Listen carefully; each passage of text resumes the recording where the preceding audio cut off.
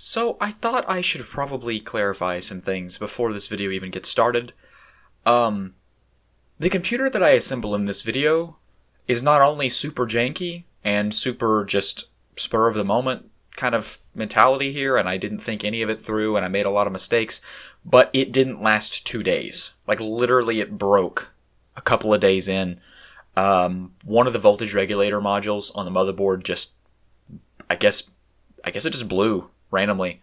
Probably when Connor was trying to wake it up from sleep, while it was at his house, and now all the computer will do when you turn it on is it just resets every 2 seconds. So that's very interesting. I ended up moving the hard drive to another machine that uses an AM2 socket and has an AM3 chip in it. A little more powerful, 6 gigs of RAM, quad core instead of 4 gigs of RAM and a dual core.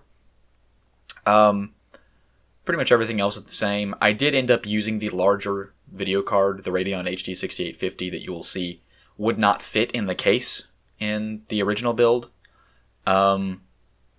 versus the GTX 650 I used in the original one because it was the only one that would fit. Aside from that, it is actually like the exact same build. A little bit higher quality chipset, faster processor, more RAM, same hard drive, slightly better graphics card. The sound card and all the peripherals are the same. Really didn't have any troubles there. Yeah, I just thought I'd clear that up before the video even gets started so that when the next video goes up and I might mention what happens, you won't be left wondering what the heck's going on. Hello again, guys. Today we're going to... Wow, my hair just did something really weird, didn't it? Today we're going to be doing some interesting random stuff that I just randomly brainstormed last night, so let's get right into it. I'm not actually going to do it right now. I just wanted to start the video while I was actually in the mood to do it. So this right here is a computer. Well, it's actually not just one computer. There's actually a lot going on here that there's a story behind. So this case was used to build a machine that was driving some video screens at my dad's work.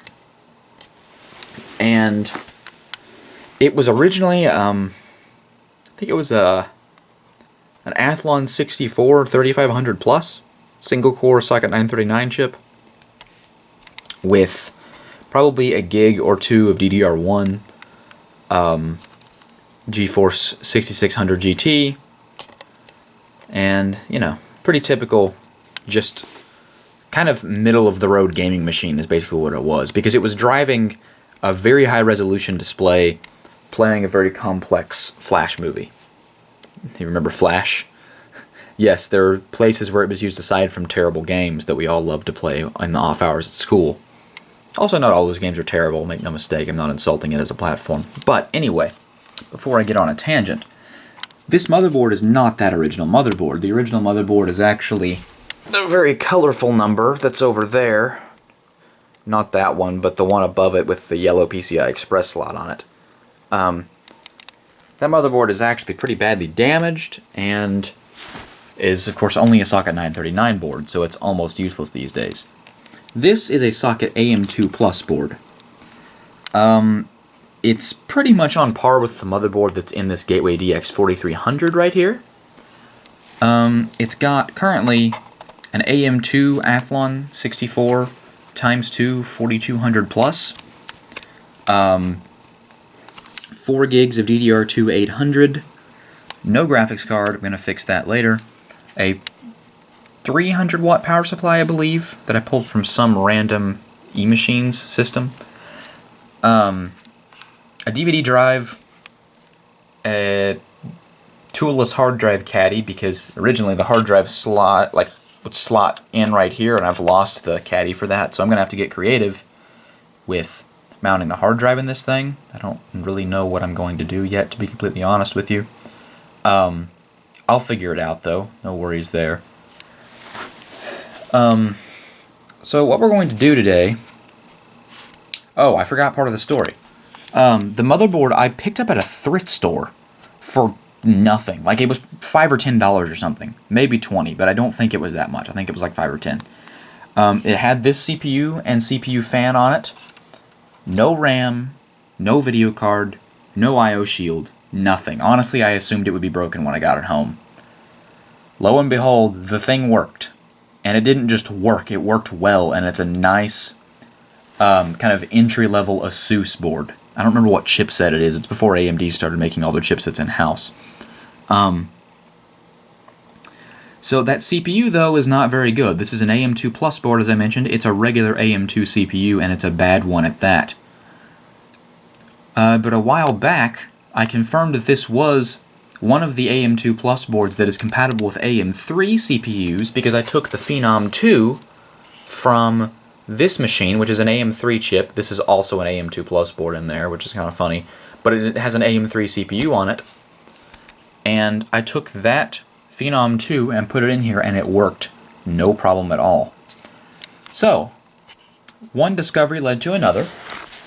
As I was looking at some stuff last night, it occurred to me that over here we have my ASRock 970 Extreme 3 that intermittently works. I don't know what the problem is with it, but I can't trust it to stay running for more than a couple of hours without freezing. This is a DDR3 970 board, so it's AM3 Plus, as you can see right there. It just has some typical 2x2 4 gigabytes of DDR3 in here. Not anything special. The chip is an Athlon 2x2 260 AM3 chip. Not an AM3 Plus chip, mind you, so it will work in that AM2 Plus board.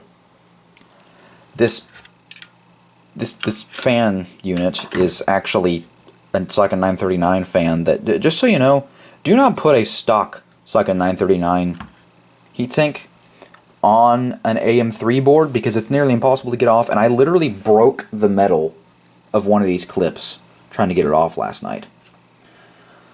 Don't do that.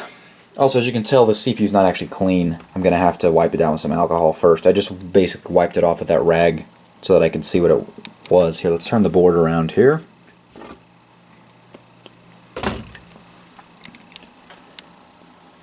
And you can see right there,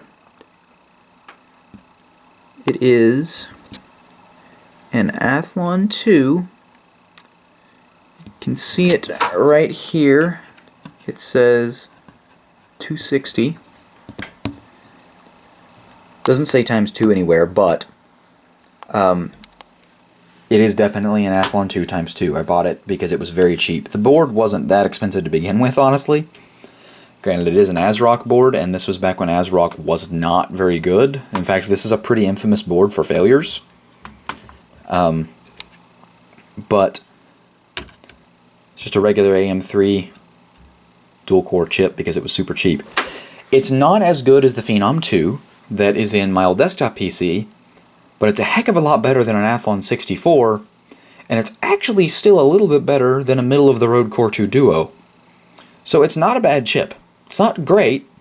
In fact, it's the Pentium dual core that's in my server over there is actually almost twice as powerful as it, but certainly not bad. So what we're going to do here is we're not actually going to put this exact sound card in there, but we're going to put a Sound Blaster Audigy of sorts, it looks a little like this, in that computer, along with the old Sound Blaster Live drive, where this hard drive bay is, so that we can record music on this machine. On top of that, just for the sake of doing it, I'm going to take this gaming power supply and put it in there, and for either, depending on what fits better, we're going to put this GTX 650 or that Radeon HD 6850. You can't really see either of them because they're in anti-static bags, but I promise you they're both there. They're both very okay GPUs, so that this will be a machine that I can lug around to a friend's house, maybe run some Minecraft or something on, and, you know, record music. 4 gigs of DDR2 doesn't get you super far, but it's not bad. It's just going to be running Windows 7, maybe Windows 8 if we get desperate for something. We could run Windows 10 on here, but it would be slow. It'd be really slow. So, there are a couple of interesting issues with this machine, though, in the way that it was originally assembled. Just go ahead and pull it over here real quick. Sounded like I started to pull the faceplate off. Don't worry about it. So, as you can see here, there is a PWM CPU fan header right there, but the CPU fan that's plugged in is only a DC 3-pin type fan. This system is supposed to have a ASUS Q Fan Smart Control, but as you will be able to no doubt hear,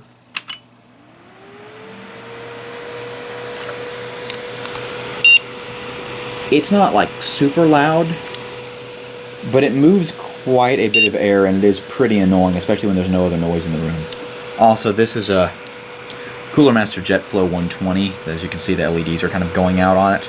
I've got it attached to 2 silent mode adapters so that it runs at about 1,000 RPM. It still moves a lot of air. I love these things for how much air they move, but they're very annoying in terms of sound when they're spinning at higher speeds. Now, let's see, what else is there? Go ahead and turn that off. So, because of that CPU fan, I really didn't want to use, or really because of the fact that the motherboard wants a PWM fan, I didn't want to use that one. As good of a CPU fan as it actually is, as you can see, it's a genuine thermal take, not the stock fan at all. But I have the stock fan for my AMD Ryzen 5 3600 here, because my system uses a liquid cooler. Now, AMD has not changed their fan mounting setup since late socket 939 era. So, if you actually have one of the Ryzen 2nd generation processor stock fans that uses a clamp, it will work on almost any AMD motherboard. Now, this one's a little different because instead of using the clamps, it actually screws down onto the back plate. But this motherboard, as you can see right there, actually uses 2 screws instead of 1 on each side, which means my Ryzen Wraith Stealth stock cooler that I've really wished I had a use for, not only low enough profile for this case, but will mount to this motherboard. It's really pretty freaking sweet. I'm very excited about this. So, it's got pre-applied thermal paste, and this thing does not mess around. As you can see, it's definitely going to make full thermal contact, no problems at all. This is a good fan unit. It's also fairly quiet, really. So we're about to make kind of a monster of a little computer here, and I'm not going to spend a dime. I'm very excited. So, yup, we're going to use a Ryzen cooler on an Athlon 2. We're using a Cooler Master JetFlow on this tiny case. There's no I/O shield on the motherboard, but who cares? Either a GTX 650 or a Radeon HD 6850. Probably a notebook hard drive, since I'm going to put the Sound Blaster Live drive right here. Still don't really know where I'm going to mount that, but I'll figure it out. 4 gigabytes of DDR2 800, and a whole lot of love.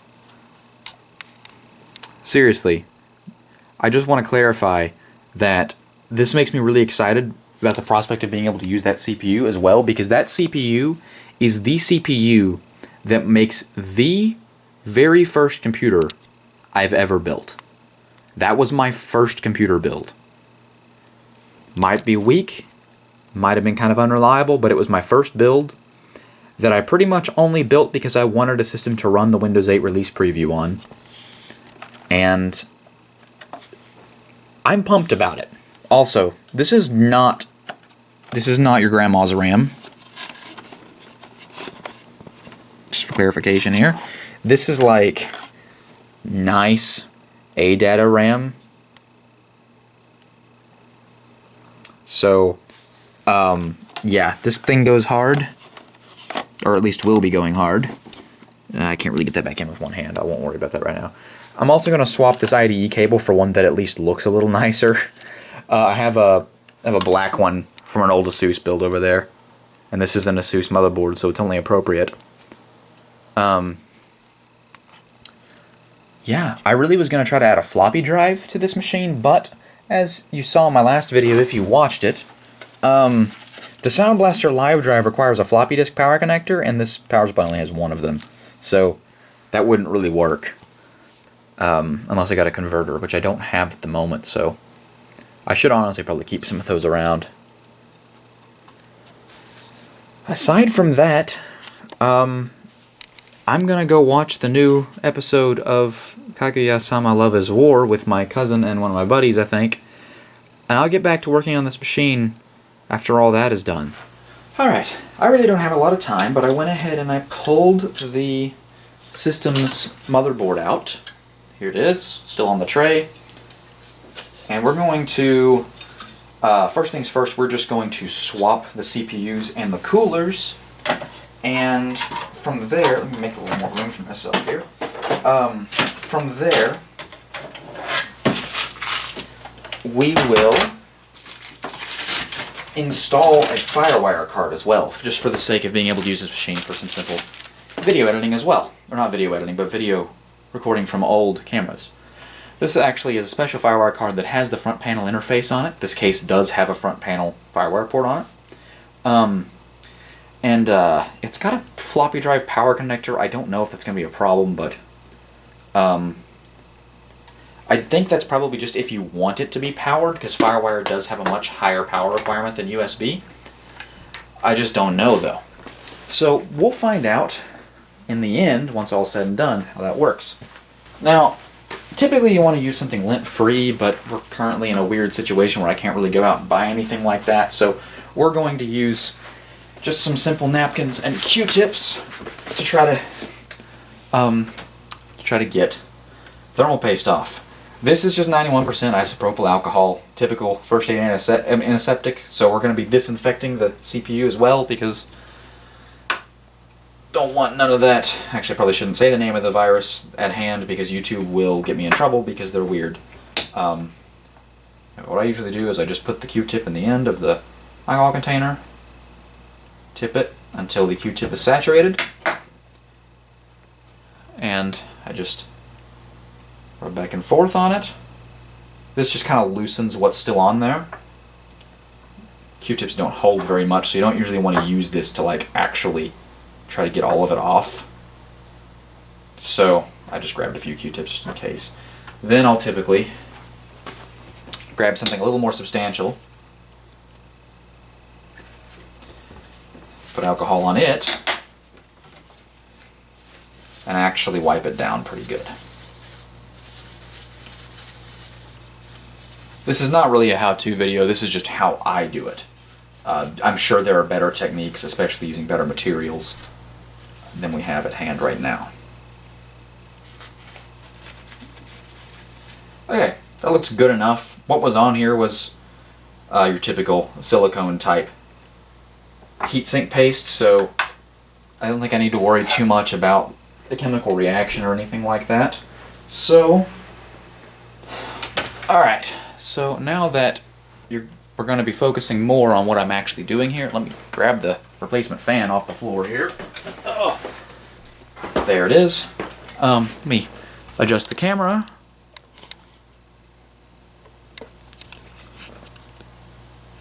Alright, so this is not a very good camera angle. I really wasn't entirely sure how to approach this issue, but removing the heatsink and fan from old AMD motherboards is simple in concept, but is often actually pretty difficult depending on what heatsink it is. This one actually looks like it might be a little damaged, which might make it a little easier, but you're supposed to pull this lever up. I know I've removed this one before, but and you often will end up cutting yourself on the fan. Thankfully, this is a proper AM2/AM3 fan unit. It's not going to be near as hard to remove as the one I did before. Oh, I didn't. Really wasn't very good spread on that. That'd be my fault. We're not even going to be using this heatsink and CPU though, so I don't really need to bother cleaning these off too much.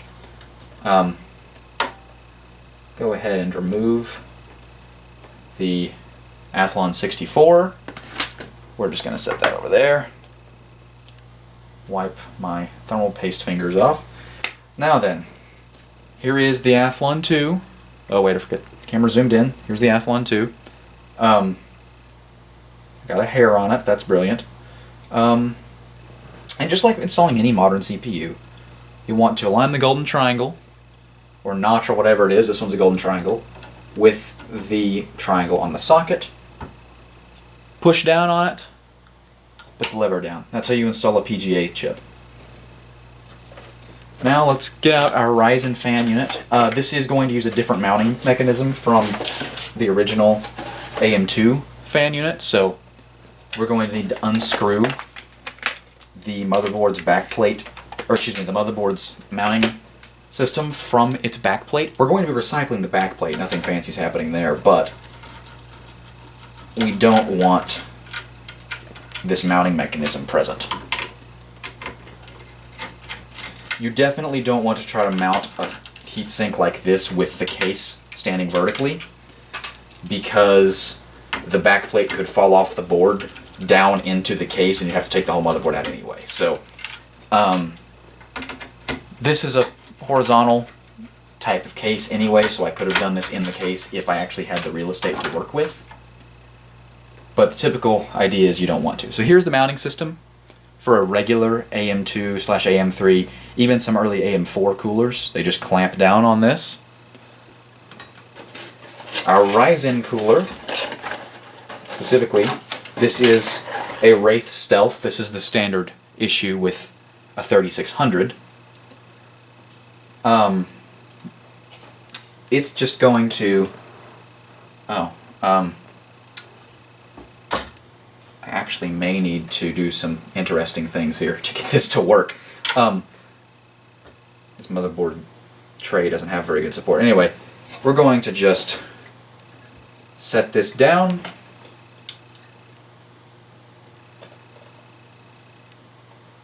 Oh shoot, the holes don't actually line up.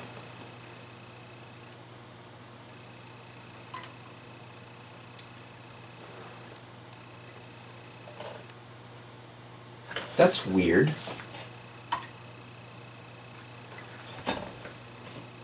I could have sworn they did. So my only guess here is that the mounting hole location for an AM2 socket isn't standardized, because I've seen AM2 boards that only have 2 screws. That's weird. Okay, so now I need to clean that off, I guess, because, well,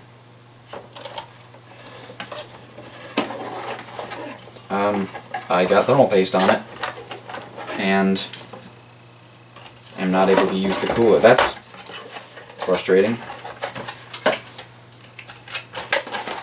That means I have to go track down another cooler, because this stupid piece of trash doesn't work with this motherboard, really. Okay, so I actually have 2 different ideas that I could try. Number 1 is I could use the fan controller board out of my case that I have never once used. It is controlled via PWM, so it would control via the CPU fan port, but it controls the actual fans via just DC power. And that would not only let me control this fan with the correct fan control system, but it would let me control the case fan as well, which I cannot currently do.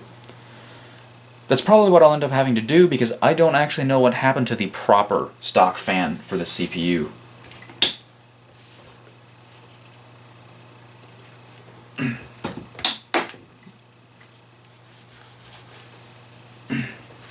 Thankfully, this actually is pretty good thermal paste that was pre-applied to that Ryzen cooler, so I'm able to just pretty much wipe it off. No trouble at all.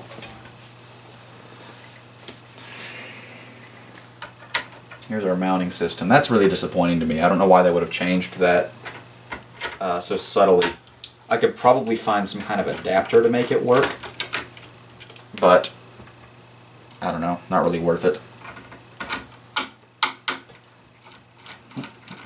I do have some aftermarket coolers that are technically compatible with this motherboard, but they're too high of a profile to work with the case that I need to use it in, so...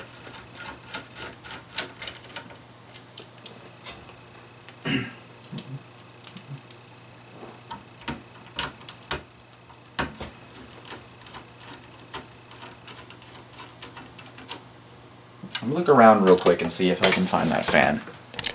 I need to go here in about 9 minutes though, so I was not able to find the stock fan for this CPU actually, but I did find my old Socket 939 board, my actual personal Socket 939 board from back in the day. It has a PWM type fan. It's a bit of a higher profile. I don't know if it'll fit in the case. Thankfully, it's a better mounting system than the other Socket 939 fan that I already had on this chip, but I don't really have time to deal with it right now. I'll try it again when I get back home, but for now we're going to go ahead and put the FireWire card on. So... Oh. No, we actually can't put the FireWire card on, I just realized, because the GPU is going to block that. That didn't occur to me. Alright, we're going to put the sound card on. I forgot, most motherboards, they have the GPU designed to cover up the PCI Express ×1 slot. At least from this era they do.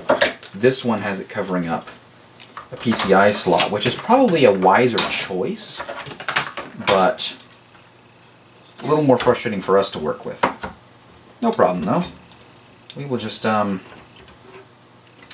cord's not really long enough, is it? We don't need a game port, really. I mean, are we really going to use this? No, not really. Go ahead and grab a screw real quick, and screw this thing down, and that'll be that.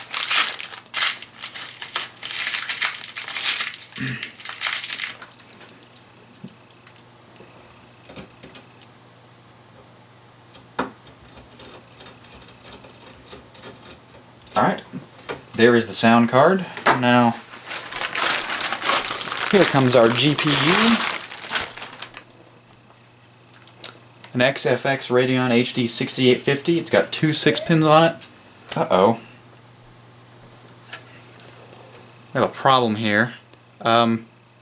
This is bent strange. Oh, there we go.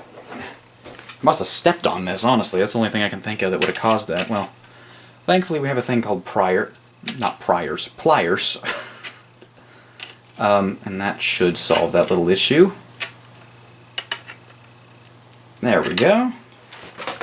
Let's go ahead and stick the video card in, and that will be that.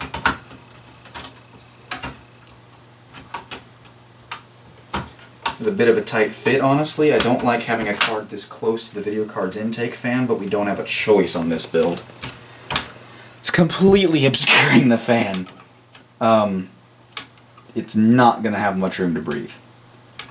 I would have preferred a blower design, but all of my blower design video cards are actually either in really bad shape or just not very good.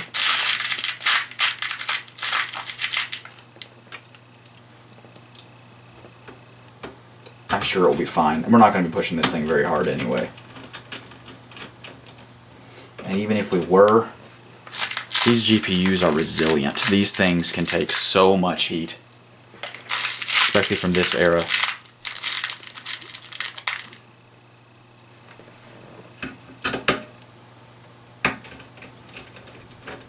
Alright, that's that. I'll worry about the CPU fan when I get back from what we're doing. But that is what our board looks like right now. We've got the video card, the sound card, and it's about full, really. I've never seen this full of a board in a system this small. And then the live drive is just going to plug in right here to the sound card. And that'll be that. Alright. And I decided that I did not want to bother with removing the fan controller from my desktop PC, so instead we're just going to go ahead and remove the stock fan unit from my personal Socket 939 motherboard. I'll probably just stick this thing on there. This is actually a pretty good little fan. It might be low profile, but it gets the job done quite well. So this is not as low of a profile. Actually, it's not as much different as I thought it was, I guess. It's really not crazy. But yeah, so this is actually a PWM fan. This is probably the oldest one I've got. It's probably a 2006-ish model. But as you can see, there are 4 wires there. So it's PWM fan controlled. This motherboard doesn't care. It's old enough that it just does not care what type of control the fan uses. So let's get... I didn't think this through. We're going to put that there, I guess. And pick this up with both hands. This should be a relatively quick process. So, just like before, this comes off with a clamp. And this is actually much easier to get off than most of them. But there's not a lot of play in this motherboard's assembly, so I'm just hoping that we don't pull the CPU out with it.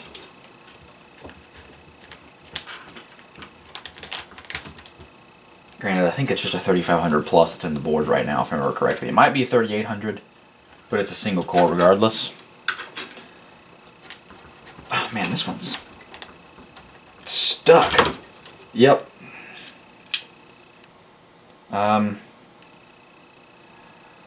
We didn't actually, we didn't tear up the CPU, thank goodness. I've mangled a CPU doing that before. I don't know what it is about this stupid board and its mounting plate.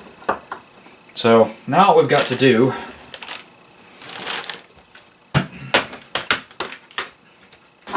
get the largest flathead we've got here. And the only good way to deal with this is to very carefully pry up on a corner. Actually, thermal paste isn't completely caked on. Oh, this is the ceramic stuff. That's why it's stuck so much. This is good stuff, but it cures pretty hard. There we go. Yeah. This is, like I said, this is a ceramic-based paste, so it's white. And while this is a very good paste, it just cures really hard. So it's kind of a mess. It's like stringy and sticky, unlike most thermal pastes. So I only had to get this motherboard completely out of my way for a second. I really don't know what I'm going to... Let's just do that. Alright. So, again, not a how-to video at all.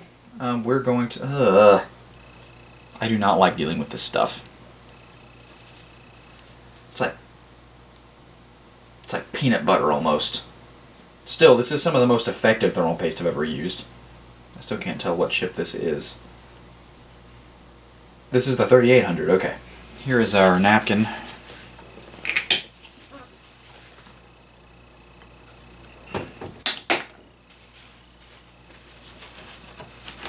It just gets stuck to anything you try to wipe it off with.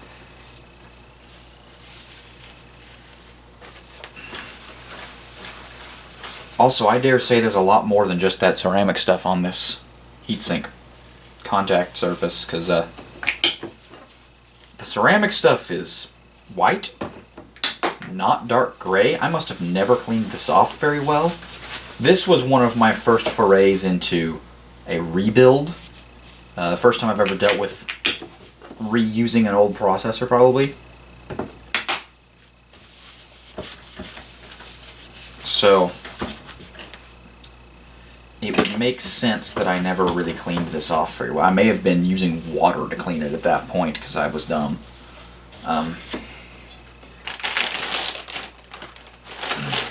It's finally starting to look clean.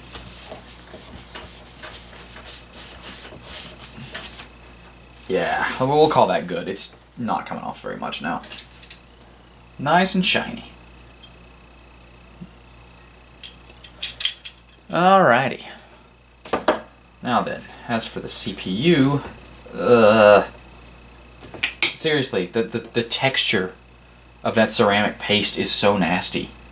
When I say it feels like peanut butter, I mean like it's genuinely like sticking your finger in a jar of peanut butter when you touch it. But the stuff works. In fact, if I reorder thermal paste anytime soon, that's probably what I'll end up getting. I've been using this cheap, I mean like really cheap, metal-based stuff, and it's, like it works, but not very well.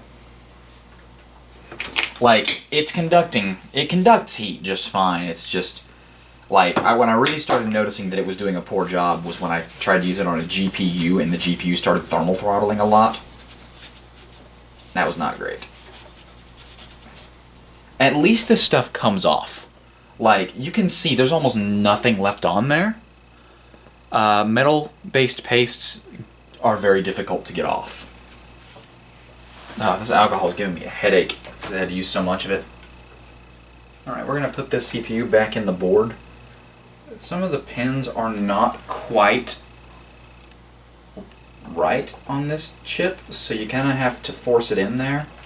Ordinarily, the rule of thumb is if you have to force anything, then you're doing it wrong. But this chip is just damaged enough that you kind of have to push it in. Let that be a lesson.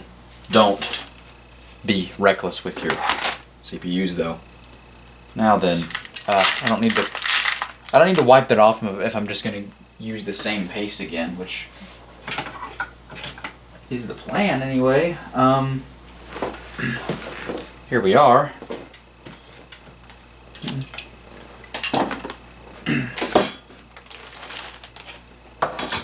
Alright. Now then, let me go ahead and give this one more little wipe, just for good measure.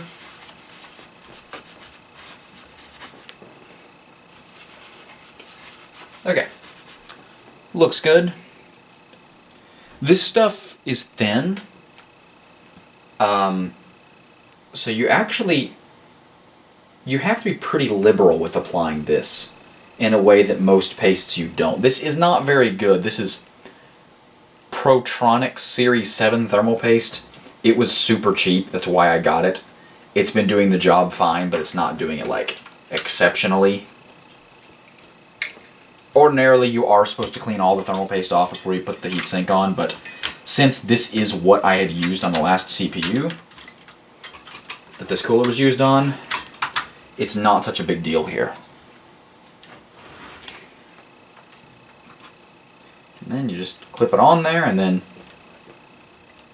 put the clamp down and good to go. You just got to make sure you plug the fan in. Alright. I'm not going to even be testing this machine, at least not right now, so I'm sure it's fine. The motherboard's got some problems anyway, so who cares? Now then, here is our lovely Athlon 2. Here's our heatsink. Now, I'm going to be especially liberal with this since there's not any already on there. You really can't put too much. I don't know why people say that. Unless it's conductive and it's getting on the motherboard or on the... If it's a bare die chip, you definitely shouldn't put very much because then it can go over and get on the package. But in this case, you can't put too much. I don't know why people act like it's such a big deal. It's gonna be fine, trust me. Anyway, oops, got that stuck. Same old thing. Attach the clips. This one's a little more stubborn than some are because it's older. There we we go. Push down the clamp. That really doesn't feel like it's very high mounting pressure. That's concerning. Hold on. Let's look at how the paste spread on here, because that was very low mounting pressure. Well, it evenly spread, but it remains to be seen if thermal performance is what it should be. Not that we're going to be overclocking or anything. This is not an unlocked chip. This is really a pretty basic chip. So I'm not too worried about its performance. It's just, you usually want a lot more mounting pressure than that. As you can see, I really struggled putting that down. You want to struggle putting a clamp down on an old AMD cooler like this. But anyway, there is our CPU cooler installed. I think our clearance is okay. It doesn't look that tall. Now, it's just time for me, oops, that's the wrong zoom direction, there we go. Time for me to grab the case, bring it up here, and we're going to swap the power supplies. There are a couple of things we need to do here. First order of business, I'm going to take the power supply out. That's actually all we're going to do with the power supply at the moment, for a couple of reasons. Actually, really just one reason. I need space to work with, and the power supply is in the way. That's really the big thing here. Now, as you'll notice, I actually was using one of these Molex 6-pin things here. We're not going to need this on the new power supply.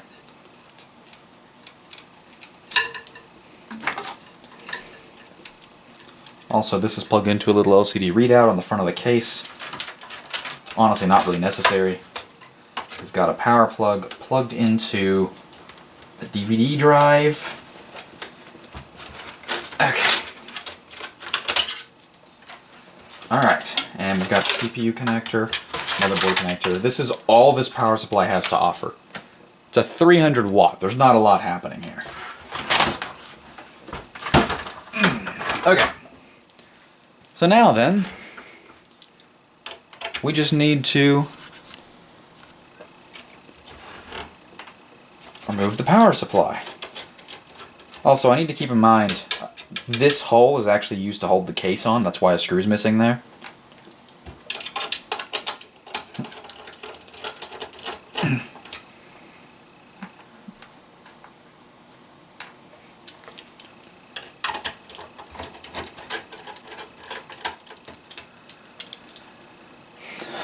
Okay, and now power supply just lifts out. Well, sort of. This is not really the kind of power supply that's meant to go in this case. You're supposed to have one with the fan on the bottom. Our replacement's going to be that way. This one was actually mounted upside down for a couple of reasons. Actually, this one it didn't really matter, I guess. I think I just did it because of the position of the cable hole on this one, and it was more convenient that way. Alright. Now then, next up is we need to remove this hard drive caddy thing and replace it with the Sound Blaster Live drive.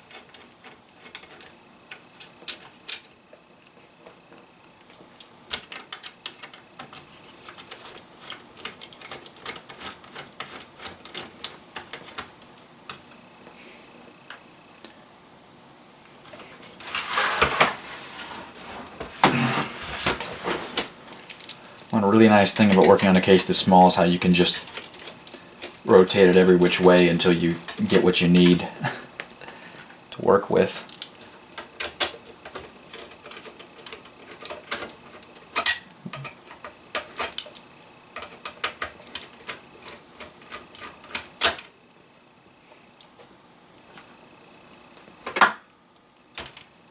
Alright.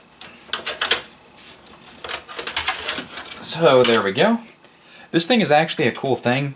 Designed for a hot swappable SATA drive bay. There are some motherboards that support this better than others. In fact, I think I could probably use it in my own system over there. If I didn't have my liquid cooling radiator installed in the spot that it would go in, but, you know, that's whatever. I could put this in my server, actually. That actually might be a good idea. Might do that. Yeah, you slide a hard drive in there. Actually, here, I can demonstrate with a dead hard drive over here. You slide a drive in, just like this. Push it in until it hits that, and you close the door. Makes a full connection. And this SATA power adapter, actually, just for clarification, this is not just a Molex to SATA. It actually pulls some power off and connects it to this, which gives you a second hard drive indicator that only affects this hard drive. I think that it actually somehow reads that off of the hard drive. I'm not entirely sure how that works, but it's kind of cool. SATA power is a cool thing.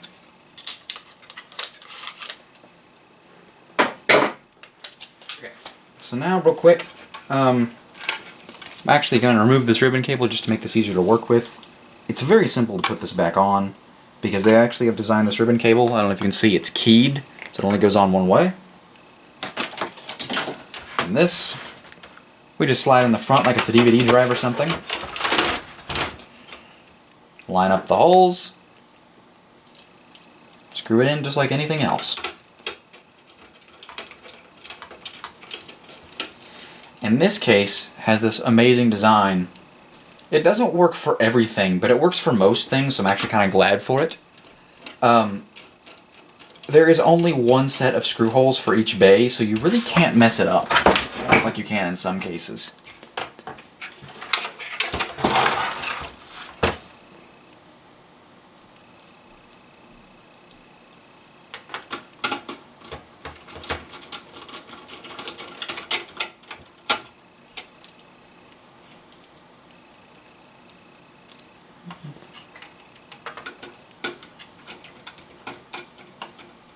Try that again. Not quite lining up. There we go. Oops. Hold on, maybe it needs to be. Yeah, there we go.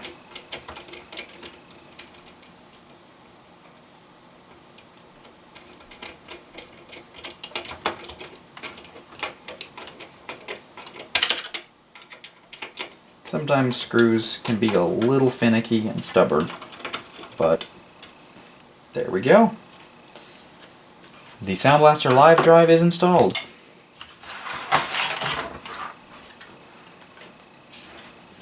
Got a volume knob for the headphones and a volume knob for the microphone. You get a 1/4-inch microphone input, 1/4-inch headphones, digital SPDIF in and out. I've never actually tried that function, but I imagine it works fine.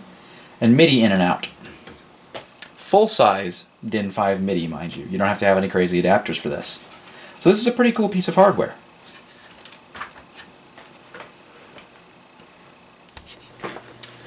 So, I realized I made kind of a stupid mistake here. I was going to try to put that FireWire card in, but the Sound Blaster Audigy series actually has a FireWire port built into it.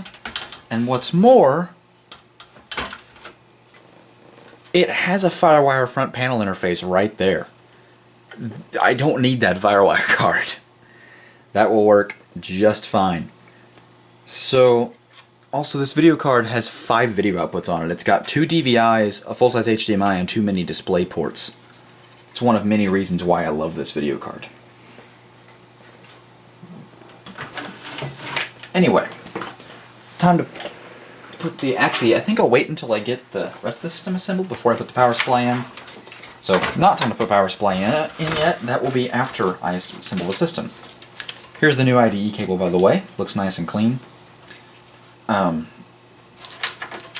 Let's try to get all this untangled to the best of my ability, just while I'm at it.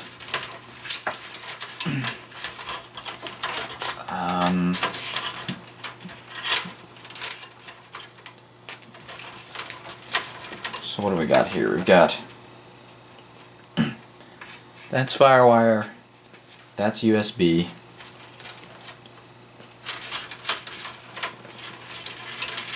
Here are the front panel buttons and stuff. So we've got power switch, power LED, reset switch, hard drive LED, and speaker. And this, I'm guessing, is audio front panel. Yeah. So AC97 audio, and here's the cable for the memory card reader. Keep all that out of the way there. We're going to take the IDE cable and just slip it up. Actually, you know what? What the heck? I'm just going to remove it for now. Get it out of the way for us. Now, the motherboard in this case simply slides in the back here. Just get it on these rails. Ooh, that's a close call, wow. Make sure it gets flush. Grab a couple of screws.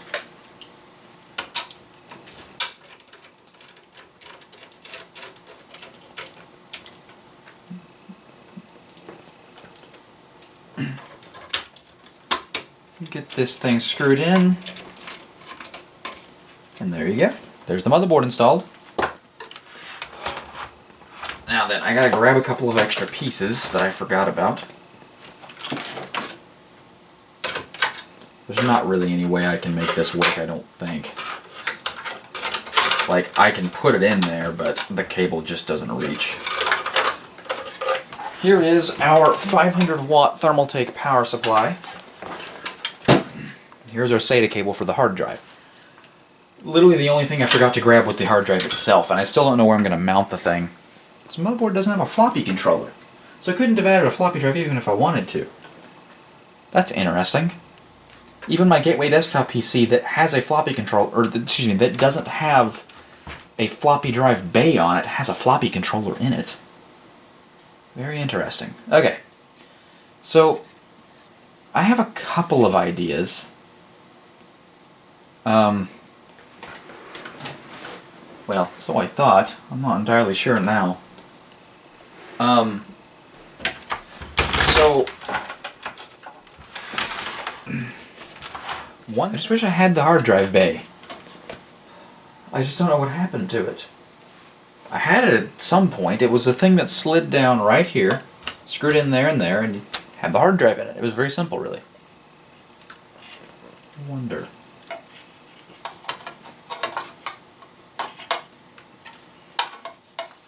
That might actually work, if I can just...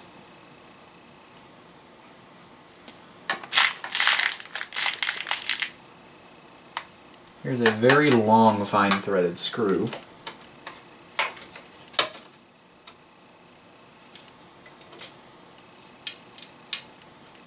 And this screw hole is coarse threaded, so it shouldn't actually thread into the real screw hole.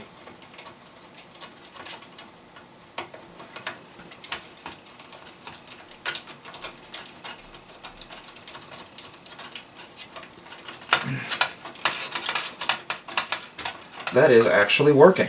I have mounted the hard drive in a very weird spot. But it did the trick. So basically what I did there is the hard drive is hanging from a mounting hole there. It's not very secure, but the hard drive doesn't weigh very much, so I'm not really worried about it. Yeah, that should do it. Not a whole lot of play. Gets blocked by the RAM slots on one side. Blocked by a little piece of metal up there on that side. Perfect. Wow, so that was pretty easy actually.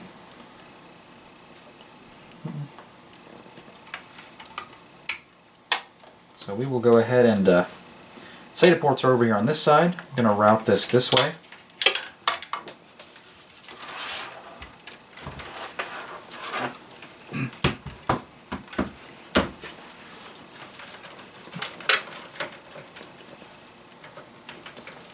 There we go. SATA 1. It actually has 6 SATA ports on it. This motherboard really doesn't mess around. So there's that. Let's go ahead and plug in the data cable for the DVD drive. So, weird thing about ASUS boards. Modern ASUS boards always stick the SATA cables, right angle connectors over here on the end of the board. But old ASUS boards always did it with the parallel ATA connector. So, as you can see, if you've worked on a modern ASUS board, you know that's how they are, with SATA cables.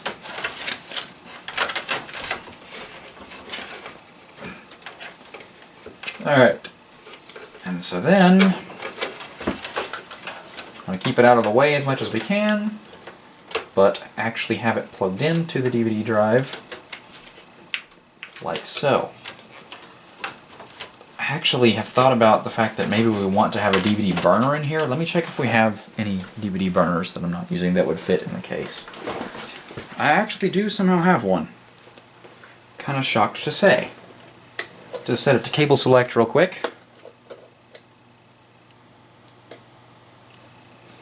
This should be a high quality DVD RAM drive actually.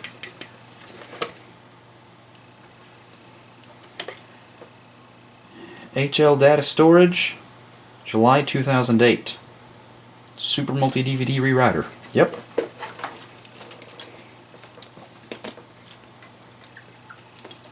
So although this wasn't originally part of the plan, I would like to have a DVD burner in this machine, so this old Sony DVD-ROM drive is going to have to go.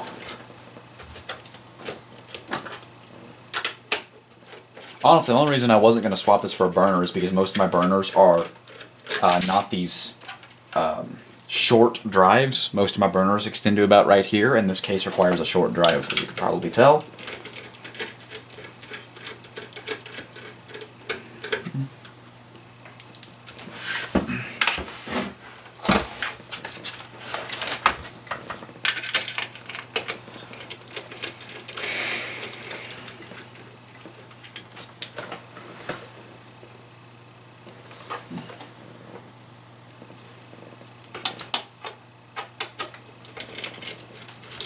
Alright, there we go. Should be able to just slide this out now. Yep. This is September 2005 on it. A little bit older.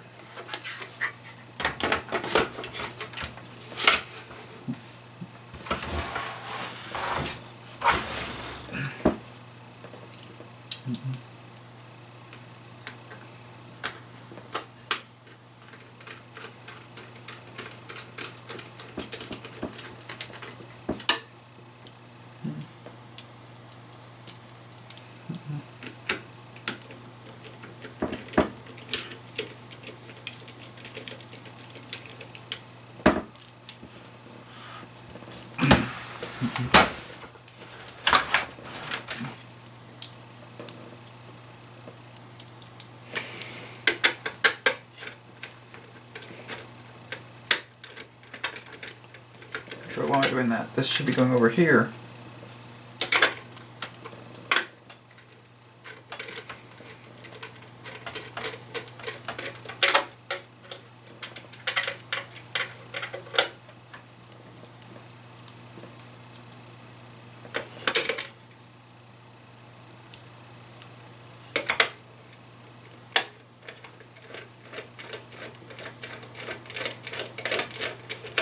There we go. I now have a DVD burner in this machine.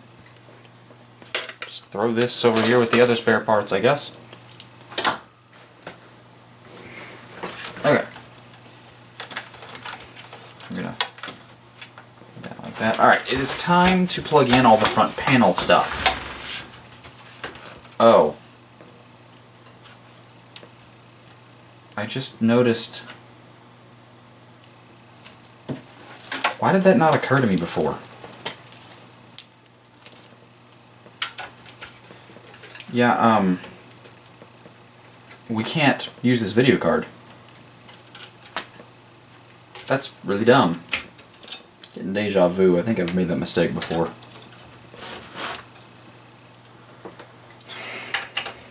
Alright, so let me go grab the GTX 650. It will at least work.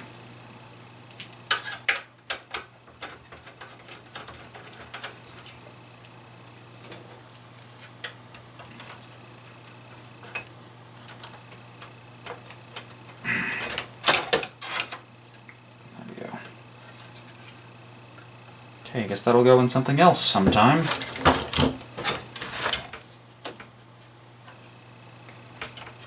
What the...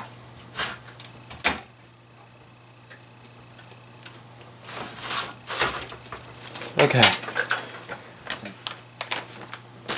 Alright. Here is the GTX 650.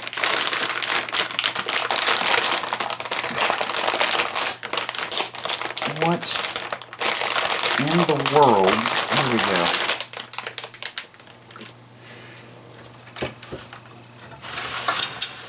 Okay. Not really that big of a deal, it's just a little stupid and pretty annoying, but no worries. We'll just put the GTX 650 in here.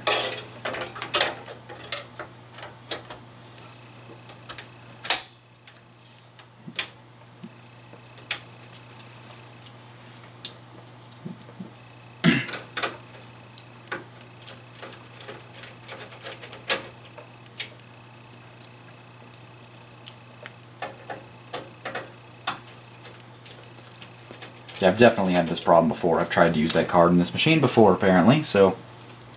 yeah, that's unfortunate, but...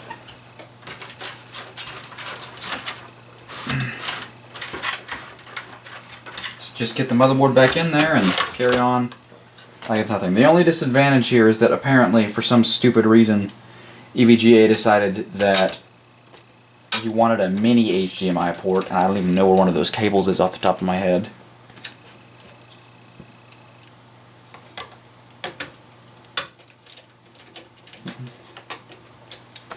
Alright, so there's that problem fixed. No problem at all. Okay. Now then, where were we? Ah, yes. We were plugging in the DVD burner that I just installed.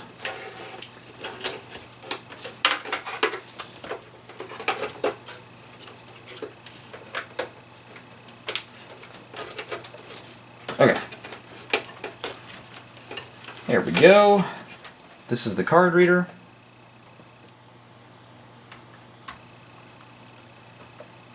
Ow! Plastic is sharp. Jeez. This is the USB front panel. Goes right there.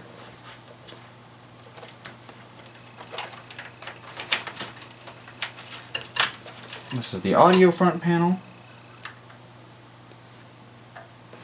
It's in right there. This is the serial FireWire port. This will plug in up here on the sound card. Did I get that right? Yeah.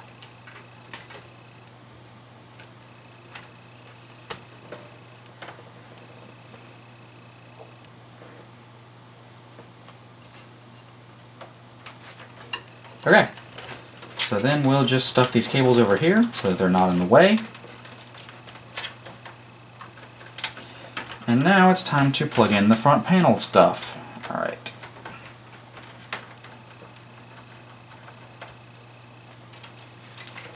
So what do we got? Starting with power LED, just because it's what I picked up. That goes right there. ASUS boards always make it easy to actually have the pins separated. Actually, I don't know if you can see that really, but...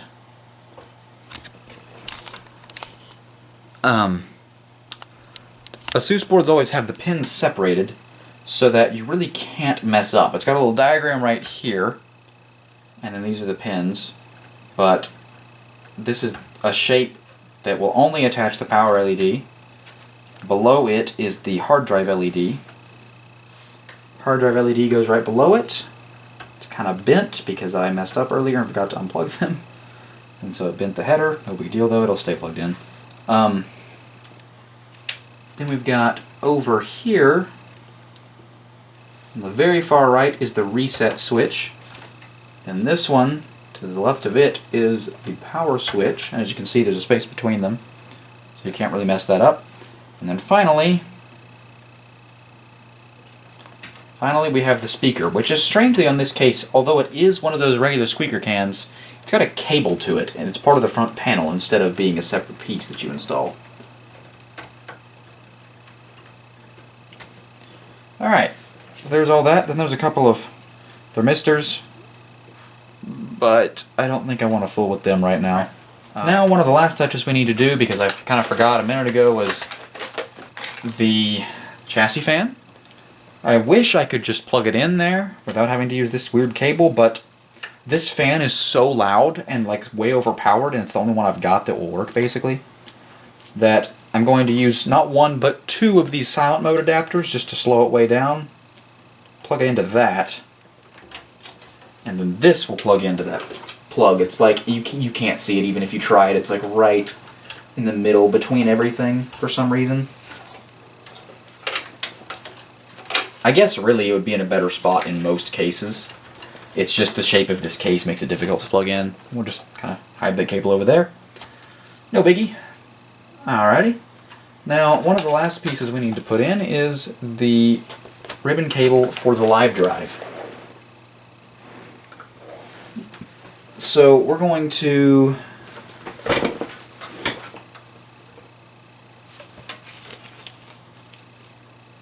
here we go. This side is the one that's keyed for the actual drive. It will plug in like so. If I can get it to actually plug in, the pins have kind of gotten bent a little bit over time just because of how much I've plugged and unplugged this. There we go. And then this ribbon cable we will take down here just like the DVD drive cable. And it will just come around and plug into Sound Blaster Audigy.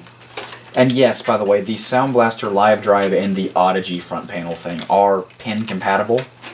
The Audigy one, though, instead of having the coax SPDIF digital, has optical, and it has mini-DIN MIDI on it instead of full-size. I prefer having full-size MIDI, though, personally. And I think that's it. This is a new enough machine. There's no need to run a CD audio cable, so no worries there. Alrighty. There's our system almost completely built. All that's left now is the power supply, and then to plug it in and see what the heck happens. So, for the power supply, this is always kind of a mess in a case this small. There's no good way to do this, really. But what we're going to do is we're just going to... I guess I need to try to make sure that the firewire cable is not going to get stuck in the fan of the power supply, because the fan is on the bottom of this model. Oh yeah, we're good. We're good. No problem there. So we need to try to fit this power supply in here.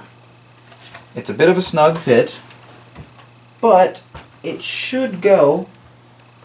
But it might actually be easier to plug everything in before we insert the power supply. I vaguely recall that being the case. This motherboard is old enough it only has a 4-pin CPU connector, so we're literally just going to pull these apart. Plug in one of them.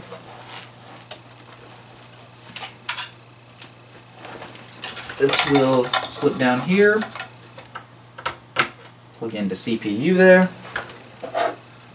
Actually, yeah, there we go. And motherboard, it does have the 24-pin, it's not just a 20-pin, so this will at least make full use of. And this will have to feed down like that. I'll plug that in a minute. I don't want to deal with that at the moment. What else we got? We got a bunch of SATA. One of these we'll just have to tuck away somewhere, but this one, we'll use this one for the actual hard drive. This will feed down here as well. Cable management in old cases like this is really not very good. Now we need the Molex and floppy drive connectors. So we're going to plug in the Molex to the DVD drive. Since we're using an old style DVD drive, we need that. And then the Molex is going to plug into, or excuse me, the floppy drive connector is going to plug into the live drive. There we go. Both things are powered. Ow, that was my elbow. And actually, I kind of got this entangled in everything.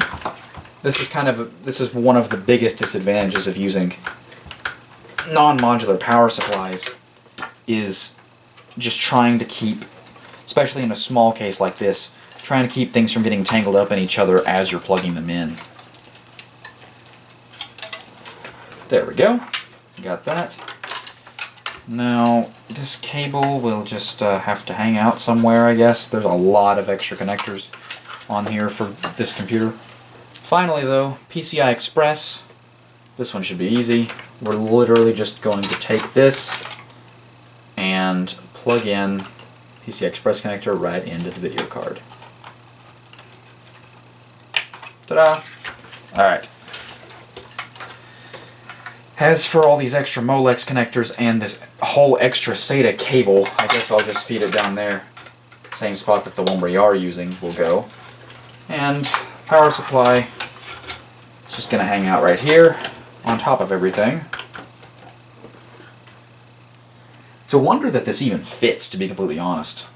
And the power supply's fan will also be in charge of kind of getting some air to go past the video card, but the video card is mostly starved of airflow, which is unfortunate.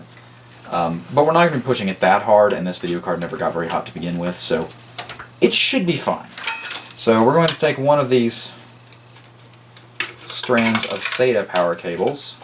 Actually, first of all, we're going to take this motherboard power connector back and make it so that things aren't just fed through it, for Pete's sake. That was a terrible idea on my part.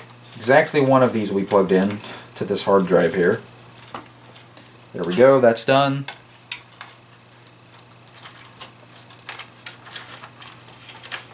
And these will just tuck under there like that. Motherboard power connector. Actually, I think we can probably feed the PCI Express connector around like that, no problem. Make things a little bit prettier, but not by much. Motherboard power connector is just gonna have to be in the way. There's not an alternative there.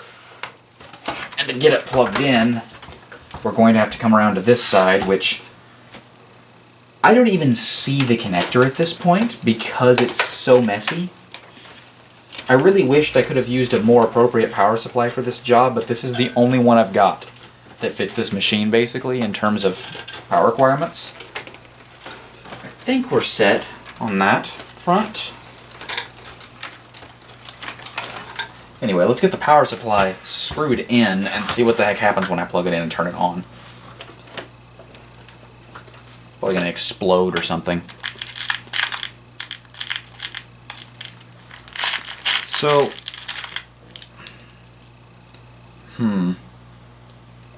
okay.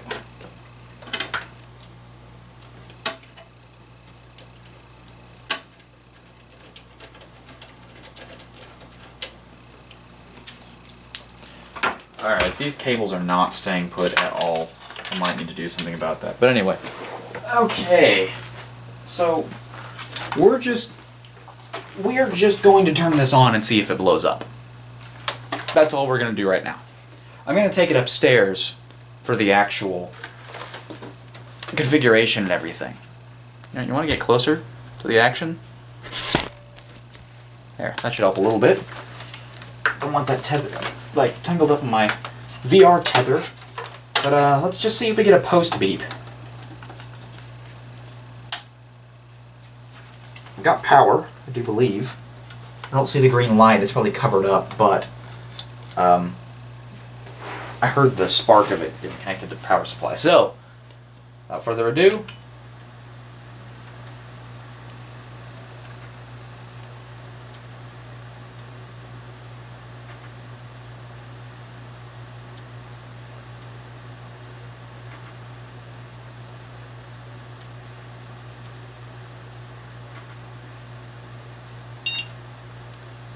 finally got a beep. I think maybe that was all just caused by the fact that we're using an AM2, or excuse me, an AM3 chip in this board. That second beep, by the way, is literally just because I don't have a keyboard. I've got this basically memorized. Could also be that something's wrong with the video card. That the video card is not working. Not 100% on that. But the CPU fan is spinning. Heatsink's not heating up yet. It's not really under load. But I think we're good to go, so turn it on a second time and see what happens.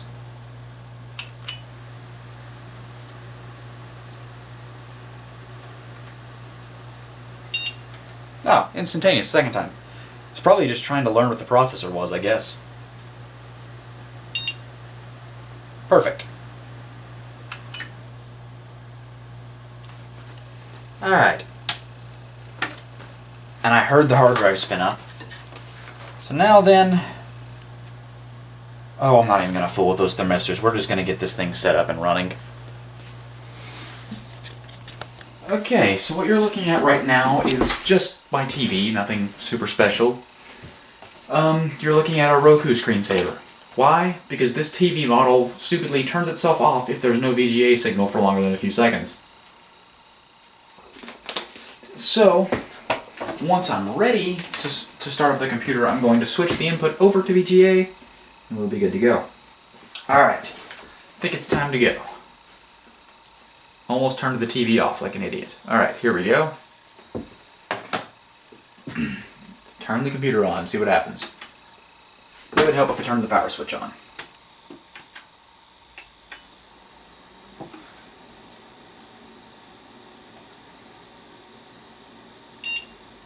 There we go. Enter setup. There's all of our lovely hardware. Is the clock right? Oh no, the clock is not right. Hasn't been turned on for a little bit. Whoa, why is the screen refresh like that? Is it just because of this video card? It's not prepared for a video card like this? I honestly don't know. That's weird.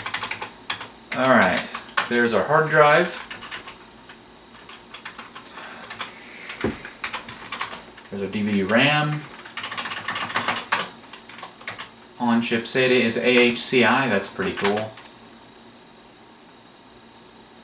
And there is our processor. Pretty sweet. Alright. Computer's really not that loud either. Like, it's not really quiet, but it's not loud.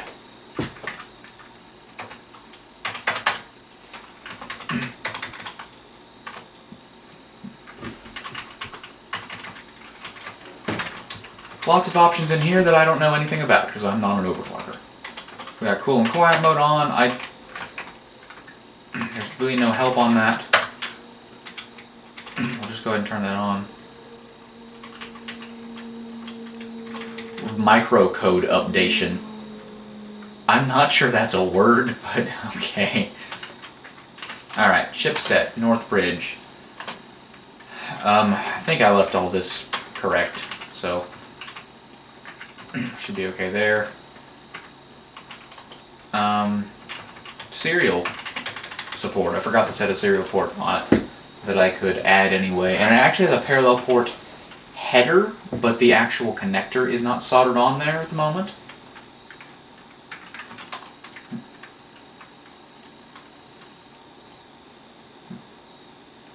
I don't really think this makes a difference on a modern operating system. I'm not really positive, but there is our lovely memory card reader there.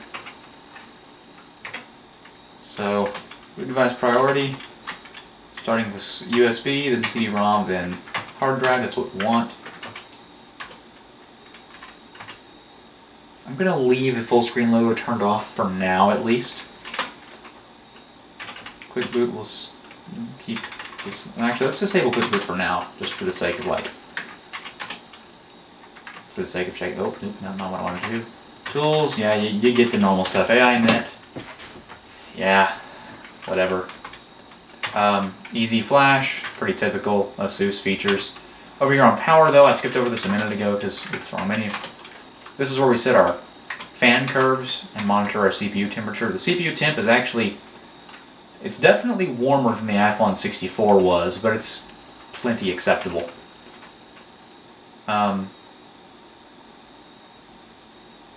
Now, I don't think these are curves that I really wanted here. I think I had to set 35 and 55 initially. Although I am curious. Well, we'll go ahead and save a negative for now.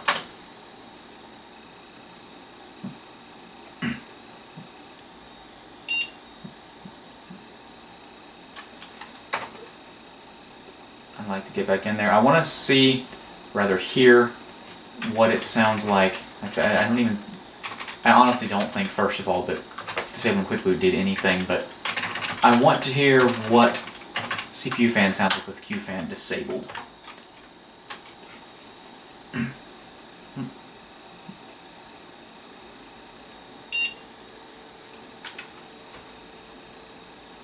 Oh. It's really not even that loud.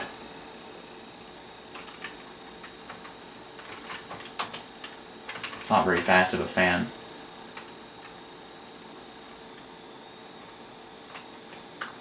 We'll go ahead and enable QFan though, because why not? It should be fine. 40 Celsius is really a pretty acceptable temperature, especially for an old high-power AMD chip. So, we should not even have an operating system on this hard drive, I don't think, so we're going to be installing Windows 7, I believe. Guess I should probably grab the Ethernet cable as well. There we go. Control-Alt-Delete.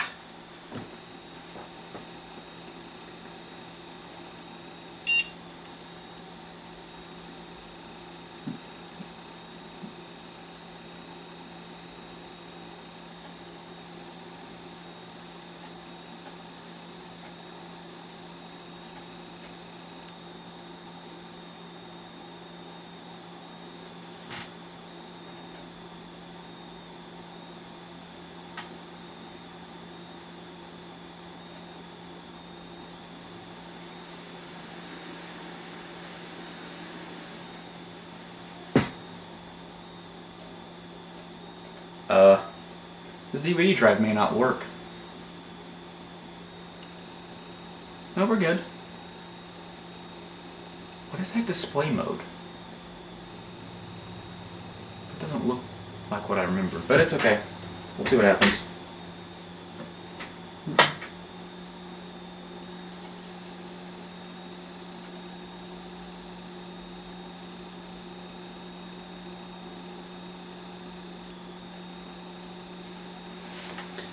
Okay, I guess that weird abnormal display mode it was in was just because it can't quite recognize the TV properly over VGA. Because the boot screen looks correct. Unless this is some weird sketchy, like pirated copy of Windows 7 that I forgot I burned or something. I really have no idea. That looks normal to me though. Wow, my cursor is like way more sensitive left and right than it is up and down. Very weird.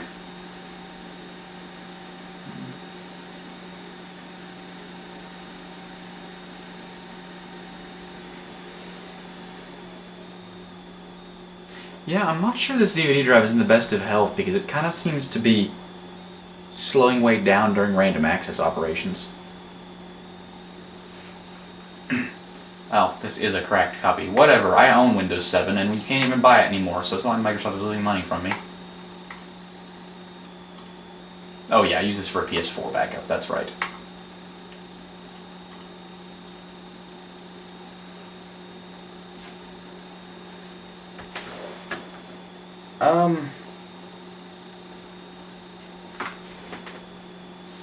I think I plugged the LEDs in upside down. I just noticed neither of them are working. That's kind of an important thing, especially during an operating system install, so I guess I'm going to try to fix that real quick. Let's get the light back on. So we've got one very important thing that I almost forgot to do. Here is the Athlon 2 sticker that came with the processor. It's still on another case. You're not supposed to pull these off. In fact, this one's not wanting to come off at all. But once I do get it, I've never had one of these things completely defeat me. The Intel ones are the worst, though. It's like Intel intentionally designs them so that they won't stick if you move them to a new case. This one, though, came off pretty cleanly. I don't know how sticky it will actually be, but it came off. We're just going to take this and put it right underneath the CyberPower sticker.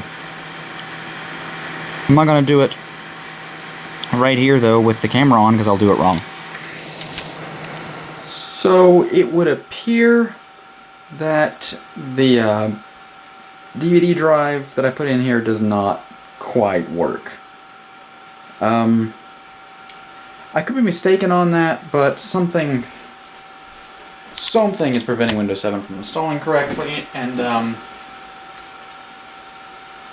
yeah.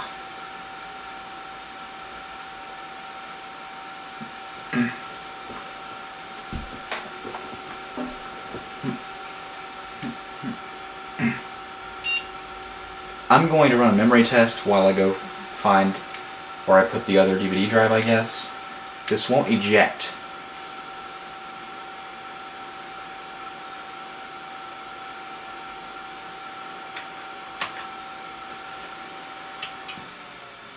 Yeah, I think the DVD drive just murdered itself.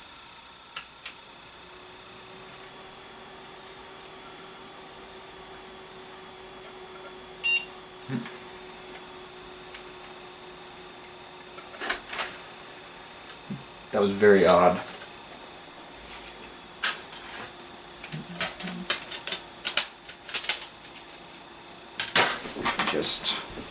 It wouldn't eject. When the system rebooted, it hung. That's not normal. Not that I need to tell you that that's not normal, because computers shouldn't hang, but...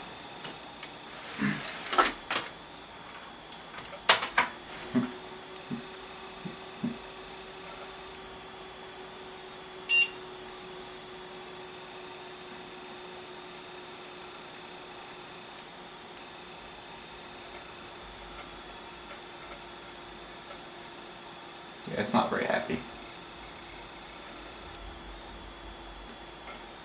I wish I'd known if this drive didn't work right when I put it in, but... oh well. You live, you learn. The weird thing is, I could have sworn last time I used it, it worked fine. But it is not very happy right now. This booted faster on my 1996 Mitsumi drive.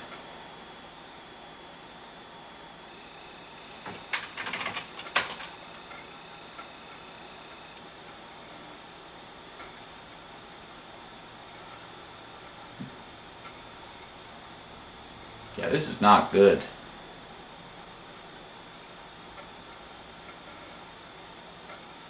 It is very unhappy.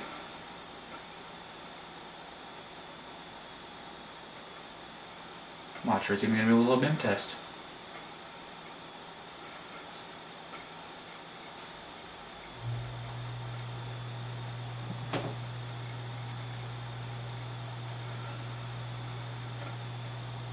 That finally did.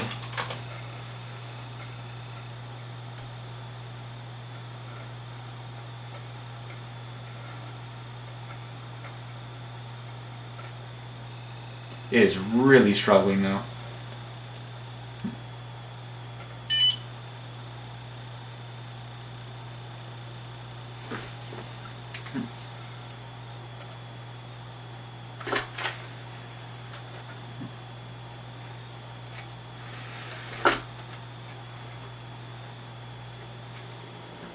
Well, I'm not going to make you watch all this again, but I'd just like to point out that now that I've swapped the DVD drive with one that actually works, ironically it's the one that originally I replaced because I said I wanted to have a DVD burner, suddenly the boot screen looks right. I knew something was messed up right from the beginning because of the way this boot screen looked. Basically, as you can see right now, we've got this solid gray line, and it's like gradually turning white. Actually, probably doesn't show up very well in the video, but it's like gradually turning white as it fills. Originally, we just had like the default DOS font there, and it was literally just a gray line filling the screen. That is only the display mode that should get used if it cannot detect what size the screen is. So there was more wrong than I had even realized. Well, third time's charm, right? So I got like over halfway through installing Windows 7 and then realized I really meant to install Windows 8 and I didn't know what I was doing. So I went back to my main computer, I downloaded my Windows 8 installation image, wrote it to a flash drive, and here we are. So we're going to do this yet again, we're going to do this the right way this time, and we're going to install Windows 8 on this thing. Why would anybody voluntarily pick Windows 8, you ask? Because this machine does not support Windows 10. Well, I mean, it probably does, but only with, you know, some hacker man stuff. Also, ignore the fact that this is a correct copy of Windows 8. I could have gotten a legit copy. I actually do have a Windows 8 license key, a retail license key. But I would have had to find that in my email somewhere and enter it on Microsoft's website to get an official license, or excuse me, an official installation image. So I just decided I didn't want to fool with that. Hit up my favorite torrent site and found something that works just as well. I mean, as far as I'm concerned, it's not stealing if you are already, if you already own the product. But considering that I don't want to have to link this to my Microsoft account, I'm still going to pick the correct version of the OS.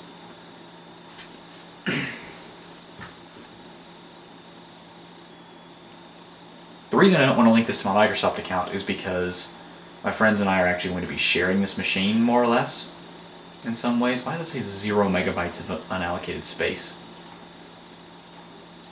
Yeah, my friends and I are going to be kind of sharing this machine on and off, doing recording stuff, so it's kind of important that we're able to share it. And since that's the case, I don't want to link it to my Microsoft account and have the license key tied to it. So anyway, here we are for the third time installing Windows. This time it's Windows 8.1 instead of Windows 7. Alrighty, so it is now about 11:20 p.m. And here we are on Windows 8. Most of you, I'm sure, hated it. I, for one, didn't. I always thought it was fine. Too bright. There we go.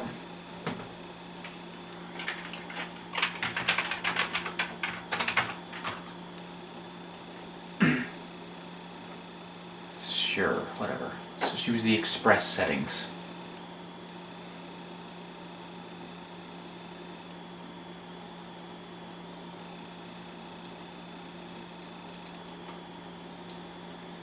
Not sure what's happening here. Next, you'll set up your account. Okay, I'm not sure what really happened there, but sign into your Microsoft account. No. No, I don't want to. No, stop it. I should have unplugged the Ethernet cable. Something went wrong. I wonder why.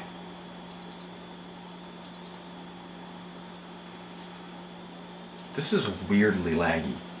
So like, I'm kind of convinced that nothing is happening. Or my mouse is just not working? Like, I can't click on anything half the time, but I can tab over stuff, no problem. Messed that up.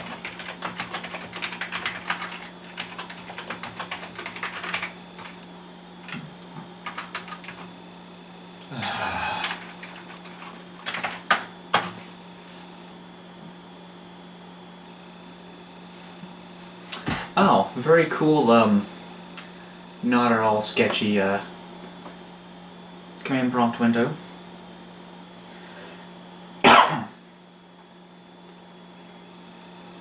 Hi. We're setting things up for you.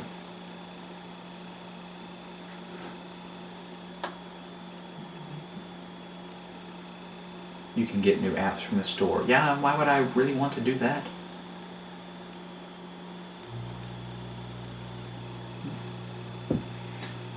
Let's start by installing Classic Shell. Actually, we'll start by installing the graphics card driver, but I gotta find the Ethernet jack. There it is. Yes. Now then. I think some people forget just how similar Windows 8 was to Windows 10, but also to Windows 7 in some ways. Wait, how do I open... There's no way to open the settings for... Bruh. It's all... Okay, that was weird. I didn't know that was a usability improvement they made.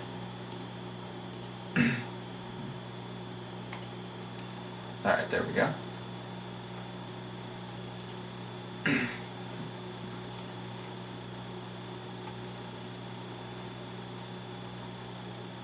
Actually, what does our hardware look like? First of all, let's see. We're on the digital output for some strange reason.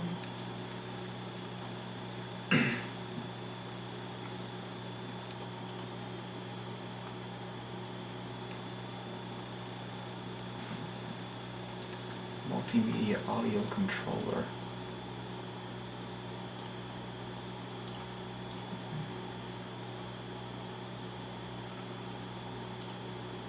We got 2 high-definition audio devices.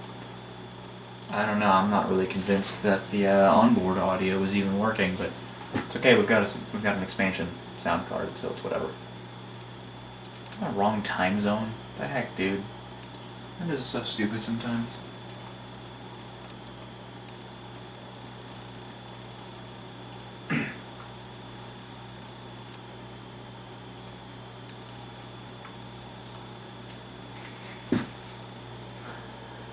Wow, Minecraft is now on the ray tracing ad. Ah, it even has its own ad. Wow, this is wow. You heard it here first, boys. Minecraft, the best illustration for ray tracing. It's kind of like that Xbox One X reveal where they were like, oh man, you can play Minecraft in 4K, and I'm like, yeah, there's no discernible difference, it's Minecraft. I mean, obviously there's going to be a discernible difference with RTX, but it was still a funny ad.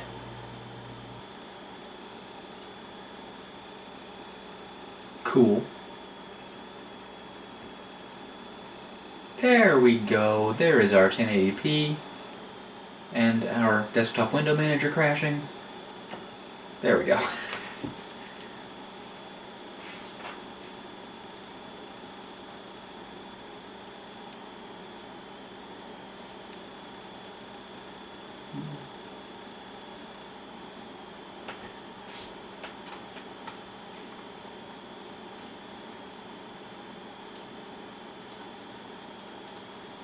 Alrighty.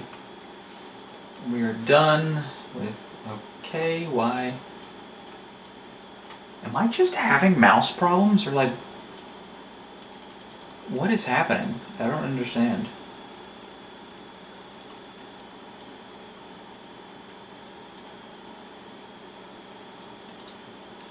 Oh, whatever.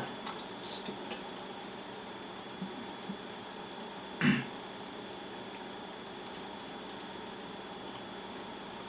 There's that. There we go. Windows 8.1 Pro.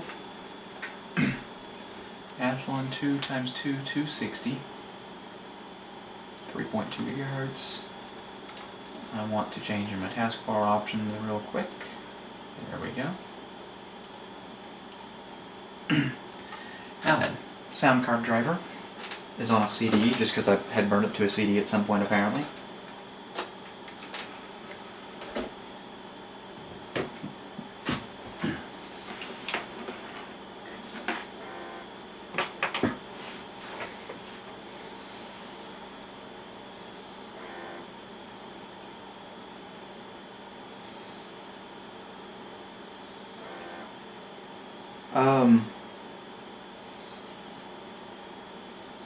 I appear to be having a power supply issue or something. Well, the power supply just blew. So, that's a whole new development. it won't turn on at all. The green light is still on the motherboard.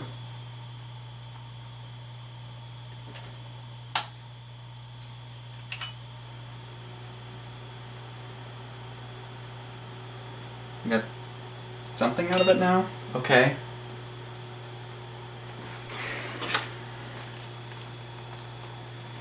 It literally just... I heard a pop, maybe it was just a breaker tripping. And that was it. It went down. The DVD drive was actually unplugged when it happened, but...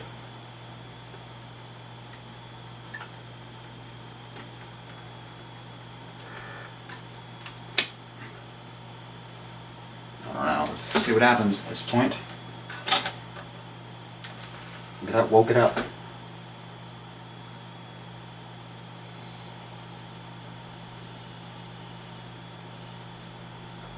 I think I must have a problematic connector on some part of the power supply, because now we're not even having the problem after that little issue.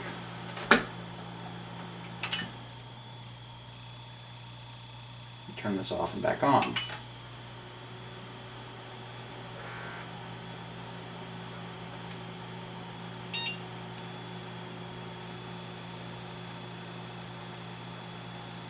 This is almost the newest BIOS revision, I noticed. It's kind of interesting. I'll worry about the rest of the screws in a minute.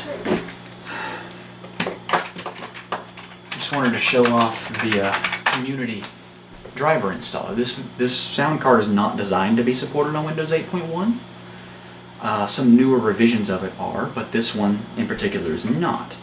So the fact that somebody has managed to make a Windows 8.1 driver set for it is really rather impressive.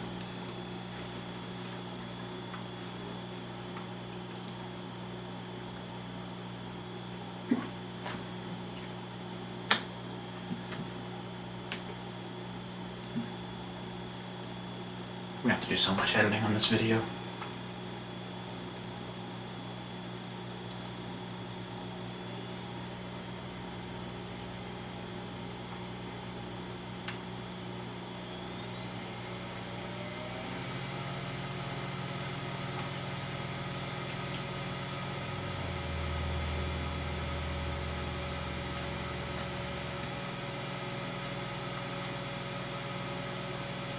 And here you go. See, it looks like an official installer, and it sort of is, but not really. It's kind of just a compilation of a lot of the latest Creative Technologies driver software here. It's pretty impressive they managed to do this. I've used this driver package on Windows XP and Windows 7 before, but it does claim to support up to Windows 10, and I'm inclined to believe it.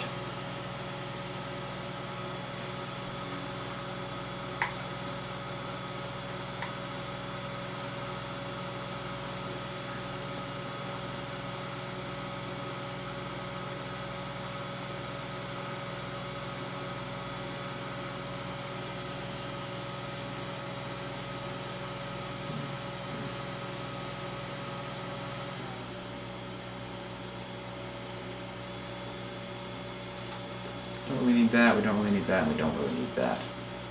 Alchemy. Let's go ahead and install Alchemy.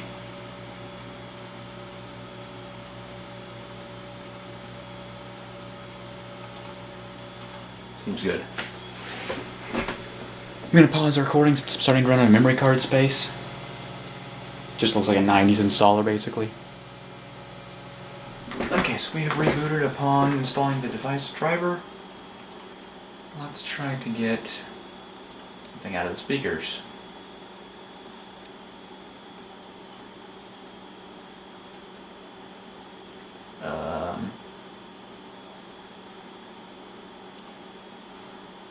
You know, I'm really not sure what's going on here.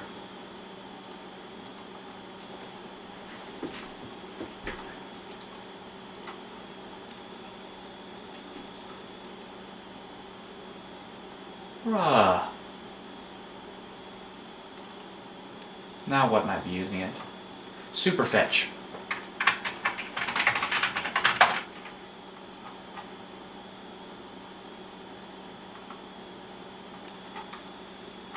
Unbelievable.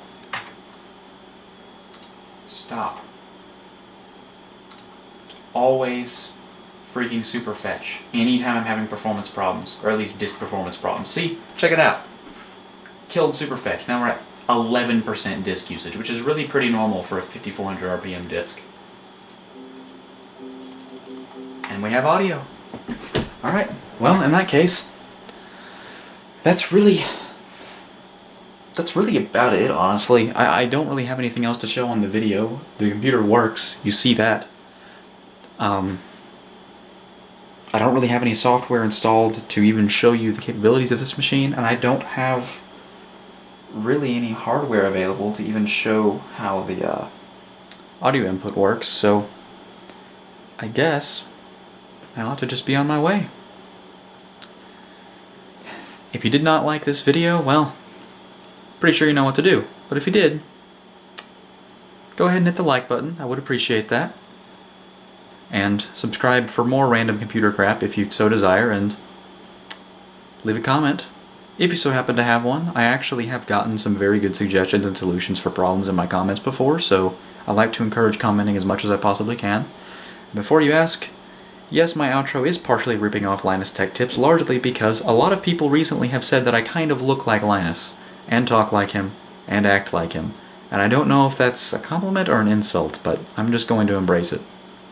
But anyway, thanks for watching, and I'll see you next time.